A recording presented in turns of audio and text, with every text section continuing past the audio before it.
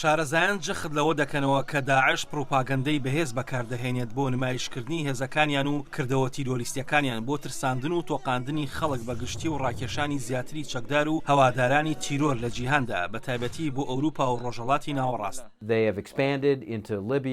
داعش بەرفراوان بۆ بە تایبەتی لە لیبیا و یەمەن و ئەفغانستان و پاکستان و چەند ناوچەیەکی دیکەش نزیکەی دەناوچە.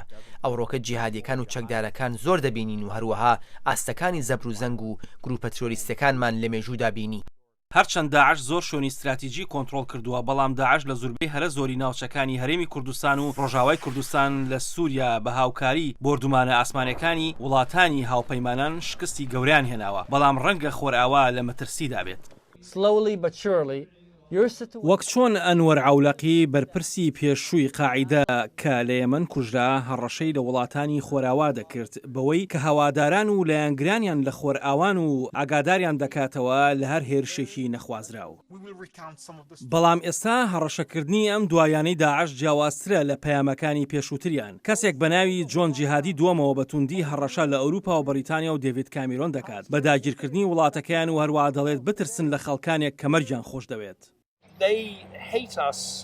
ئەوان ڕقیان لێمانە نەک لەبەرەوە کە ئێمە چی ئەنجام دەدەین، بەڵکو لەبەرەوەی کە ئێمە چین. لە ڕاستیدا ئێمە لێبوردە و دیموکراسین و فرائین و هەروەها خاوەنی وڵاتێکی فرەنژادین و سەرکەوتوین. بەڵام من ئازانم کە بریتانیا بەم جۆرە تێرۆڕە ناترسێنرێت و ئەو بیر و باوەڕەی ئێمە هەمانە لە هی ئەوان بەهێسترە، کاتێکی زۆر دەخایەنێت بەڵام شکستیان پێدەهێنرێت. وەک چۆن داگیرکاریە کتوپڕەکانی داعش جیهانی سەرسام کرد، بە هەمان شێوە شکست و لە دەستدانی لە سەدا چلی ناوچەکانی ژێردەستی داعش شارەزایانی خسۆتە بەردەم کۆمەڵێک پرسیاری گەورەوە. هێزی پێشمەرگە و شەڕڤانانی کورد زوربەی ناوچەکانیان لە ژێر چنگی داعش ڕزگار کردووە، هەروەها ئازادکردنی ڕوومادیش لەلایەن هێزەکانی عێراقەوە. بەڵام ئایا مەترسیەکانی داعش و هێزە تیرۆریستیەکانی ناوچەکە پێکڕا کەم دەبێتەوە، یان ڕەنگە داعش استراتیژ و پلانەکانی بە ئاراستەیەکی جیاوازدا بگۆڕێت؟